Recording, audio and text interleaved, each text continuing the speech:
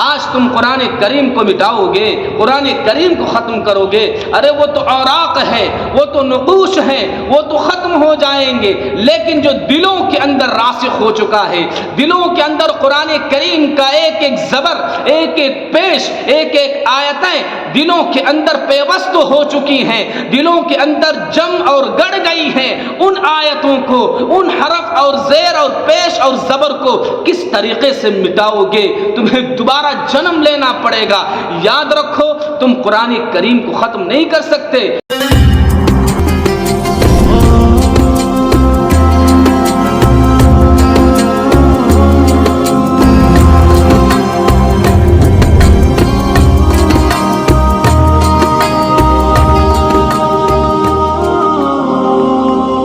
نحمده ونصلي على رسوله الكريم، أما بعد، فأعوذ بالله من الشيطان الرجيم، بسم الله الرحمن الرحيم، إنا نحن نزلنا الذكر وإنا له لحافظون، صدق الله العظيم۔ سب سے بڑی عطا خدائے کریم کی، سب سے بڑی عطا خدائے کریم کی وہ دولت ہے جو ہم کو دی قرآن کریم کی۔ قرآن مقدس اللہ رب العزت کی سب سے مقدس اور پاکیزہ اور پوتر کتاب ہے۔ اس کتاب کے اندر غیروں نے بھی نظر ثانی کی، غیروں نے بھی اس کتاب کا مطالعہ کیا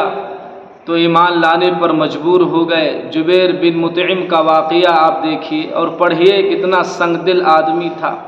لیکن جب قرآن کریم کی آیتوں کو جب اس نے سنا اور پڑھا اور اس کے دل کے اندر قرآن کریم کی آیتیں بیٹھ گئیں، پیوست ہو گئیں،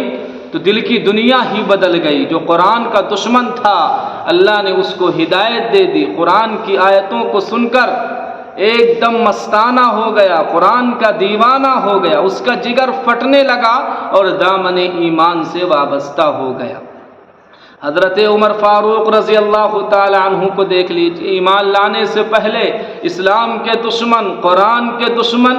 لیکن جیسے ہی قرآن کریم کی آیتیں ان کے دل کے اندر اتری، ان کے دماغ کے اندر قرآن کریم کی آیتیں اتری، فوراً دل کی دنیا بدل گئی اور ایمان لانے پر مجبور ہو گئے۔ قرآن مقدس رہتی دنیا تک کے لیے باقی رہنے والی کتاب ہے، اس کو کوئی مائی کا لال ختم نہیں کر سکتا۔ اس دنیا کے اندر جب تک انسانوں کا وجود ہے، جب تک یہ چاند و سورج چمک رہے ہیں، قرآن کریم کی بقا ہے، قرآن کریم کی حفاظت ہوتی رہے گی، اور اللہ نے خود اس کا وعدہ لیا ہے، انا نحن نزلنا الذکر وانا له لحافظون، کہ جس طریقے سے اللہ نے اپنے گھر کی حفاظت ابابیلوں کے ذریعے سے فرمائی، جس طریقے سے اللہ نے اپنے نبی حضرت ابراہیم علیہ السلام کو دہتے ہوئے آگ کے اندر حفاظت فرمائی، جس طریقے سے اپنے پیغمبر حضرت اسماعیل علیہ السلام کو چھری کے نیچے سے ذبح ہونے سے آپ نے بچایا، جس طریقے سے حضرت یوسف علیہ السلام کو اللہ نے کنعان کے کنویں کے اندر بچایا، جس طریقے سے اللہ رب العزت نے حضرت یونس علیہ السلام کو مچھلی کے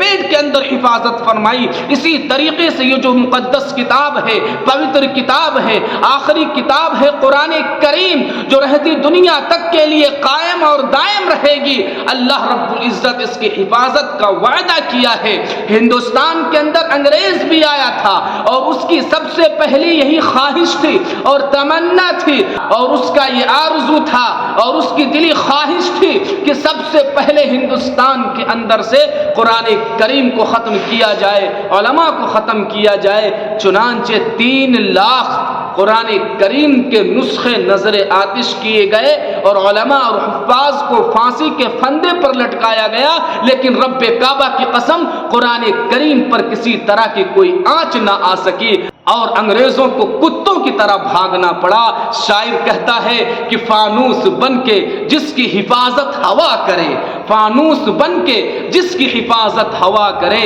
وہ شمع ہی کیا بجھے جسے روشن خدا کرے۔ آج تم قرآن کریم کو مٹاؤ گے، قرآن کریم کو ختم کرو گے، ارے وہ تو اوراق ہے، وہ تو نقوش ہیں، وہ تو ختم ہو جائیں گے، لیکن جو دلوں کے اندر راسخ ہو چکا ہے، دلوں کے اندر قرآن کریم کا ایک ایک زبر، ایک ایک پیش، ایک ایک آیتیں دلوں کے اندر پیوست ہو چکی ہیں، دلوں کے اندر جم اور گڑ گئی ہیں، ان آیتوں کو، ان حرف اور زیر اور پیش اور زبر کو کس طریقے سے مٹاؤ گے؟ تمہیں دوبارہ جنم لینا پڑے گا۔ یاد رکھو، تم قرآن کریم کو ختم نہیں کر سکتے، یہ تو تمہارا ایک سوچ ہے، تمہاری ایک خواہش ہے جو ادھوری ہو جائے گی، اور تمہیں بھی انگریزوں کی طرح منہ کی کھائی کھانی پڑے گی۔ یاد رکھو، قرآن کریم کوئی معمولی کتاب نہیں ہے۔